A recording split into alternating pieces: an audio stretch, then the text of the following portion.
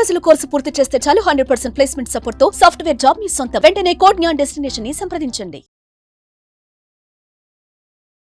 నమస్తే అలఘరి రవీంద్రనాథ్ గారు. నమస్తే అండి ఉష గారు. డిప్యూటీ సీఎం పవన్ కళ్యాణ్ గారికి సంబంధించి ఒక న్యూస్ అయితే మనం వింటూ ఉన్నాము. గత 2 రోజులుగా ఆయనని డిప్యూటీ సీఎం పదవి నుంచి తప్పించే అవకాశం ఉంది అన్నట్టుగా మనం వార్తలు వింటూ ఉన్నాము. దీనికి సంబంధించిన పూర్తి సమాచారం ఏంటి? సంవత్సరం కాలం పాటు, ఈ జూన్ వస్తే 1 సంవత్సరం అయిపోతుంది ఆయన డిప్యూటీ సీఎంగా ప్రమాణ స్వీకారం చేసి. సంవత్సరంలో ఆయన చేసిన సేవలు చాలా ఉన్నాయని చెప్పొచ్చు.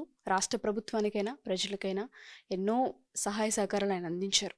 ఉన్నట్టుండి ఈ డిప్యూటీ సీఎంకి సంబంధించిన ఊహాగానాలను ఏ విధంగా చూడాల్సిన అవసరం ఉంటుంది అంటారు? ప్రధానంగా ఉష గారు, ఏదైతే ఇప్పుడు మీరు మాట్లాడినటువంటి డిప్యూటీ సీఎం హోదా నుంచి పవన్ కళ్యాణ్ గారిని తప్పించి ఆ పోస్టులోకి నారా లోకేష్ గారికి ఇవ్వమని చెప్పి రీసెంట్గా ఏబిఎన్ ఆంధ్రజ్యోతి రాధాకృష్ణ గారు ఒక వ్యాఖ్య చేయడం జరిగింది. దానికి సంబంధించి టోటల్ ఎంటైర్ సోషల్ మీడియాలో రకరకాలైనటువంటి స్పెక్యులేషన్స్ జరుగుతూ ఉన్నాయి. అంటే పవన్ కళ్యాణ్ గారు యాజ్ ఎ డిప్యూటీ సీఎంగా గడిచిన ఏడాదిగా, అంటే లాస్ట్ జూన్లో ఆయన అపాయింట్ అయిన తర్వాత గడిచిన ఏడాదిగా ఆయన చేసినటువంటి యాక్టివిటీస్ ఏవైతే ఉన్నాయో డెఫినెట్గా అందులో నో డౌట్ ఆయన అద్భుతంగా చేశారు. అంటే కేవలం ఒక శాఖ మంత్రిగా కాకుండానే ఇదివరలో మనం ఎప్పుడు కూడా మన రాష్ట్రంలో చూడనటువంటిది, అవును, ఇదివరకు ఎప్పుడు కూడా మనం ఆంధ్రప్రదేశ్ రాష్ట్రంలో చూడనటువంటి విషయాలన్నీ కూడా కొత్తగా కొన్ని సమీకరణాలు కావచ్చు, లేకపోతే కొత్తగా తీసుకున్న విధానపరమైన నిర్ణయాలు కావచ్చు, ముఖ్యంగా అంతకుముందు ప్రభుత్వంలో ఉన్నటువంటి ఏవైతే లోటుపాట్లను గమనించి వాటిని ముందుగా తీసుకెళ్లి ఎజెండాగా చూపించి ప్రజల్ని ఏ రకంగా అయితే ఆ ఓట్లని, అంటే ప్రజల యొక్క అభిమానాన్ని ఓట్లుగా మలుచుకొని సీట్లోకి ఎక్కారో పవన్ కళ్యాణ్ గారు, దానిని అద్భుతంగా చేశారని చెప్పడంలో అయితే నో డౌట్ బాగానే చేశారు ఆయన. ముఖ్యంగా జనాల, అంటే పబ్లిక్కి కావాల్సినటువంటి, అంటే ప్రజలకు కావాల్సిన కనీస అవసరాలైనటువంటి రోడ్ల సౌకర్యం అయితేనేమి, అదేవిధంగా వారికి అన్నింటినీ పౌర సరఫరాల శాఖ, అంటే దీనికి నాదెండ్ల భాస్కర్ గారు ఉన్నారు, దానికి సంబంధించి కానీ ఇట్లా ప్రధానమైనటువంటి విషయాలు మాత్రం కీలక నిర్ణయాలు తీసుకొని ఒకప్పుడు ఒక 10 years బ్యాక్ రోడ్ల వ్యవస్థలోకి వెళ్ళాలంటే భయపడే పరిస్థితికి వచ్చింది ఆంధ్రప్రదేశ్లో.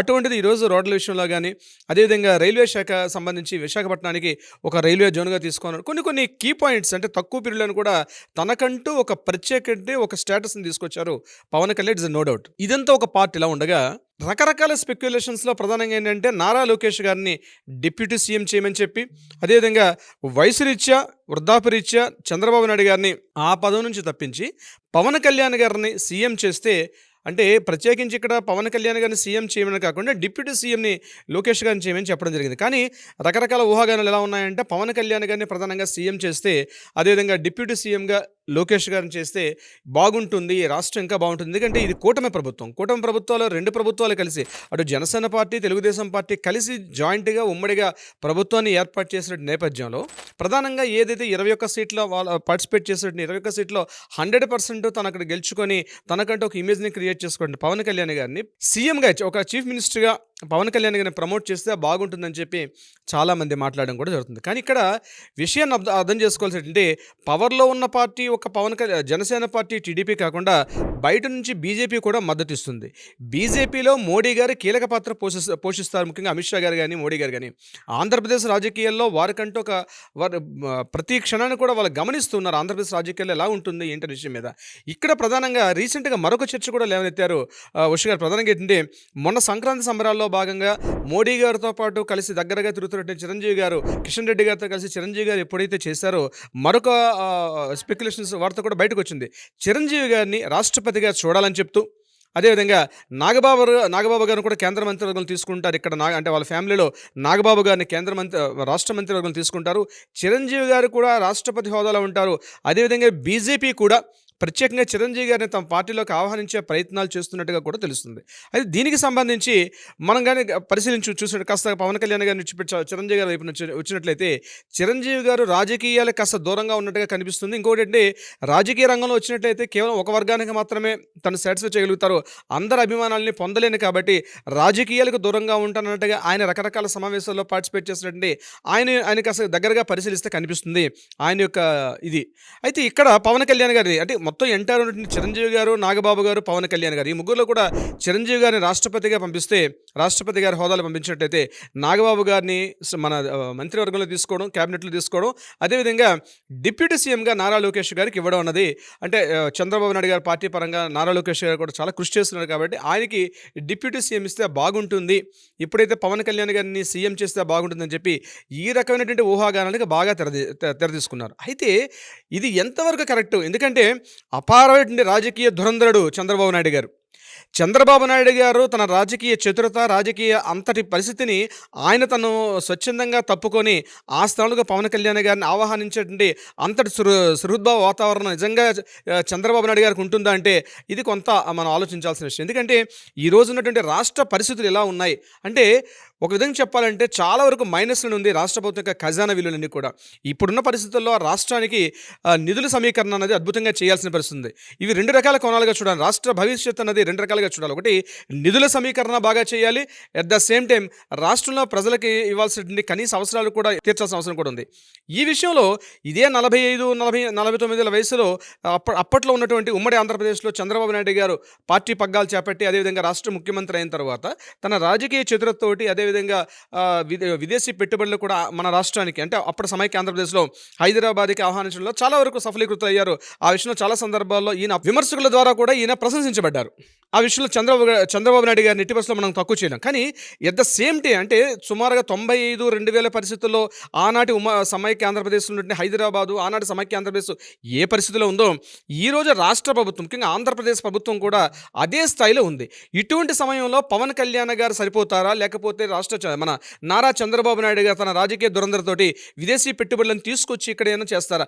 ఇక్కడ ఏంటంటే వ్యక్తుల కన్నా వ్యవస్థ ఇంపార్టెంట్. వ్యవస్థల కన్నా అక్కడున్న సిస్టమ్ రాష్ట్ర ప్రజల యొక్క బాగోగులు చాలా ఇంపార్టెంట్. అడ్మినిస్ట్రేషన్లో చాలా బాగుంది, కానీ రాష్ట్ర ప్రజల యొక్క భవిష్యత్తు బాగుండాలంటే చంద్రబాబు నాయుడు గారు ఉంటేనే సరైన విధంగా ఉంటుంది. ఎందుకంటే అనేక రకాల విదేశీ పెట్టుబడులు వస్తున్నాయి.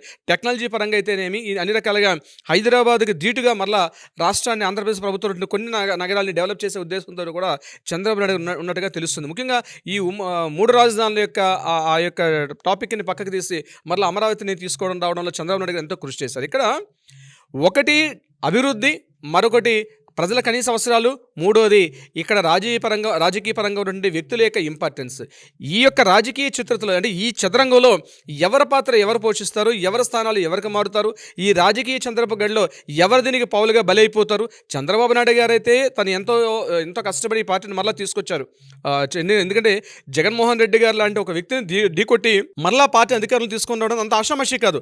అందులో కూడా పవన్ కళ్యాణ్ గారు సపోర్ట్ లేకుండా ఇంత జరిగిందంటే కూడా మనం కొట్టిపడేయలేం. ఇటువంటి సమయంలో ఈనాటి పరిస్థితి, ఇక్కడ ఉన్నటువంటి పరిస్థితి ఏంటంటే చంద్రబాబు నాయుడు గారు చూస్తే మార్క్స్ అదే ప్రజాభిప్రాయ సేకరణ చేయడం అయితే అవసరం ఉంటుంది. కేవలం పార్టీ కార్యకర్తలు ఒక్కటే కాకుండా జనసేన పార్టీ కార్యకర్తల యొక్క అభిప్రాయాల, లేకపోతే టీడీపీ పార్టీ కార్యకర్తల అభిప్రాయాలు కాకుండా ప్రజలు ఏం కోరుకుంటున్నారు, ఒక ప్లెబిసైట్ ప్రజాభిప్రాయ సేకరణ. ఎందుకంటే ఈరోజు ఇన్వెస్టిగేషన్ రిపోర్ట్స్ ఉన్నాయి, సర్వేలు ఉన్నాయి. నేను అనుకుంటాను ఖచ్చితంగా ప్రజల యొక్క సర్వేలోకి వెళ్తే ప్రజలు ఏం కోరుకుంటున్నారు అంటే దీన్ని రకరకాల భిన్నాభిప్రాయాలు రావచ్చు, కానీ మెజారిటీ అభిప్రాయం ప్రకారం ఎవరు వస్తుందో దాని తగ్గట్టుగా వెళ్తే బాగుంటుంది. కానీ ఒక పత్రికా అధినేత లేకపోతే ఒక టీవీ ఛానల్ అధినేత చెప్పారని చెప్పి దాన్ని పరిగణలో తీసుకోకుండా ప్రజాభిప్రాయ సేకరణ ద్వారా ఎవరిస్తే బాగుంటుంది, ఎవరు వెళ్తే బాగుంటుంది, ఎండ్ ఆఫ్ ద డే ప్రజల యొక్క కనీస అవసరాలు, రాష్ట్రం యొక్క భవిష్యత్తు, నిధుల సమీకరణ, పారిశ్రామికంగా రాష్ట్ర ప్రభుత్వం ముందుకెళ్ళడం అనేది ఇంపార్టెంట్. కాబట్టి ఆ యాంగిల్ ఆలోచిస్తారైతే నేను అనుకుంటున్నాను. ఉష గారు, తప్పకుండా సార్, మీరు అన్నట్టుగానే వ్యక్తుల కన్నా వ్యవస్థ అనేది చాలా పెద్ద ఇంపాక్ట్ చూపిస్తూ ఉంటుంది. ఎటువంటి వ్యవస్థ ఉంటుంది, వ్యవస్థలో ఏ మనుషులు ఉంటారు, వాళ్ళ వల్ల ప్రజలకు ఎలాంటి లబ్ధి చేకూరుతుంది అన్న వాటిపైననే ఆలోచించాల్సిన అవసరం ఉంది. సో ఏం జరుగుతుంది, దీనికి సంబంధించిన వార్తలు ఏ విధంగా బయటకు వచ్చే అవకాశం ఉంటుంది, ఎస్పెషల్లీ ఈ న్యూస్కి సంబంధించి అటు చంద్రబాబు గారైనా ఇటు డిప్యూటీ సీఎం పవన్ కళ్యాణ్ గారైనా రెస్పాండ్ అవుతారేమో చూద్దాం. Thank you sir, thank you so much. Thank you so much Anush గారు.